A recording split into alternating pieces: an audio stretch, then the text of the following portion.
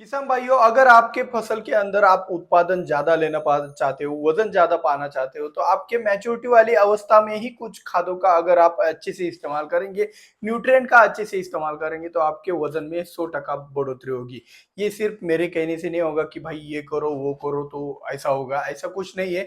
हमारे इस चैनल के ऊपर हम प्रूफ के साथ बोलते हैं, बिना प्रूफ के तो कोई बातें होती नहीं है। तो इस बात के लिए एक लाइव भी होता है। और प्रूफ क्या है, पहले हम प्रूफ देख लेंगे और फिर आपको उसी प्रूफ के सहारे बताएंगे कि मैच्योरिटी स्टेज में कौन सी खाद डालने से आपके फसल के अंदर जो भी उपज मिलने वाली है उसका वजन बढ़ेगा।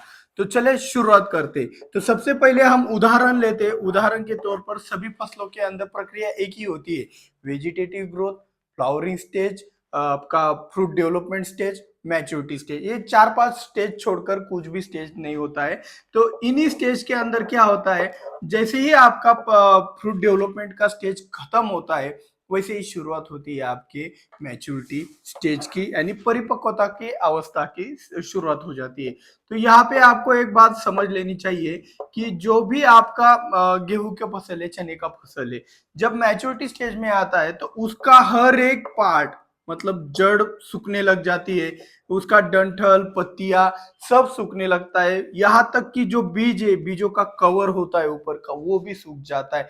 सूखने की जो प्रक्रिया होती है उसमें कुछ भी नहीं रहता है। इसका मतलब जानते हो कि जैसे कि आपका चना हो गया, आपका सोयाबीन हो गया, कुछ भी फसल ले लो, वो क्या करती है, अपने जो अंदर का जो भी स्टोरेज है, जैसे कि मरने के बाद आपकी प्रॉपर्टी आपके बच्चे को मिलने वाली होती है। क्यों? आपको आपका वंश अच्छी तरीके से चलाना है। आप किसी और को दान में देते हो क्या? बिल्कुल भी नहीं, आप अपने वंश को ही वो देते हो। क्यों देते हो? आपका वंश अच्छी तरीके से प्रगति करना चाहिए।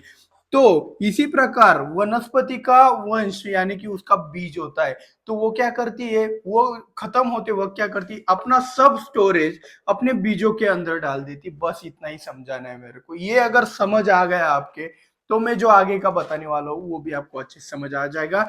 तो ये जो स्टोरेज है, ये बीजों को देने के कारण आपके बीजों में आता है वजन। आपने एक बात नोटिस भी किया होगा, जब आपका साइज डेवलपमेंट का स्टेज चलता है तो भी फसल में कोई वजन नहीं होता है। दानों को ऐसा आप हरा हरा भी देखेंगे तो उसको ज्यादा वजन नहीं होता है पानी को छोड़कर। जैसे ही आपका मैच्योरिटी स्टेज आ जाता है तो भाई उसके अंदर बिना पानी के भी वजन होता है। तो ये बात को नोटिस करो। फसल क्या करती है, अपना स्टोरेज जाते वक्त अपने बीजों में डाल देती है और इसी से वजन मिलता है। तो यहाँ पे हमें एक शब्द मिल जाता है, स्टोरेज। ठीक है। कुछ फसलों के अंदर क्या होता है, ये 50% ही दिया जाता है क्योंकि उसको फिर से बीज उत्पादन करने की जरूरत होती है। जैसे कि आप बागवानी वाली फसलें देखो, अनार हो गया, अंगूर हो गया, तो वो वहां पे 50% 80% ऐसा रेशो भी रह सकता है। तो अभी हमारा क्वेश्चन बनता है, भाई स्टोरेज कैसे बढ़ाए, इसके ऊपर एक वीडियो चाहिए। तो भाई 2000 लाइक का टारगेट है, एक दिन में कंप्लीट करा दिया तो इसके ऊपर भी डिटेल में वीडियो ला के दूंगा। लेकिन अभी वजन के ऊपर बात कर रहे हैं, तो इस स्टोरेज को इन बीजों में कैसे ज्यादा ज्यादा अच्छी तरीके से लाया जाए, इसके बारे में आज के इस वीडियो में चर्चा होने वाली है। तो 2000 लाइक का टारगेट है, जल्द से जल्द लाइक जरूर कर देना। तो चले शुरुआत करते हैं। तो स्टोरेज को आपके बीजों के अंदर लाने के लिए सिंपल वाली सबसे पहला वाला जो न्यूट्रिएंट लगता है वो पोटैश, यानी कि आपका जो पालश है वो लगता है। ये किस किस के अंदर आता है, ये आपके 0050 यानी कि लिक्विड फर्टिलाइजर, जो कि महंगा है। इससे भी सस्ता वाला आपका एसओपी है, सल्फेट ऑफ पोटेश, जो कि भी महंगा है। इससे भी सस्ता वाला आपका एमओपी है, म्यूरेट ऑफ पोटेश, का भी आप इस्तेमाल कर सकते हो। और हाँ, एक बात बताना चाहता हूँ, जैसे कि आपने बताया कि नाइट्रोजन को मदद करने वाला सबसे करीबी दोस्त है कैल्शियम, फास्फोरस को सबसे ज्यादा मदद करने वाला करीबी दोस्त है फेरस, और पोटेश को सबसे ज्यादा मदद करने वाला करीबी दोस्त है मैग्नीशियम। तो सेकंड पॉइंट में हम क्या करेंगे, मैग्नीशियम का भी इस्तेमाल ऐसे परिपक्वता की जो अवस्था चालू होती है उसमें कर सकते हो। मैग्नीशियम सल्फेट के रूप में भी कर सकते हो। साथ ही साथ जो पोटेशियम सोनाइट आता है ना, सोनाइट के अंदर भी पोटेश के साथ मैग्नीशियम का मिश्रण किया गया है, तभी उसके रिजल्ट एकदम बूम मिलते हैं। और साथ ही साथ अभी इसके अलावा कुछ न्यूट्रिएंट हो सकते हैं क्या? बिल्कुल होते हैं।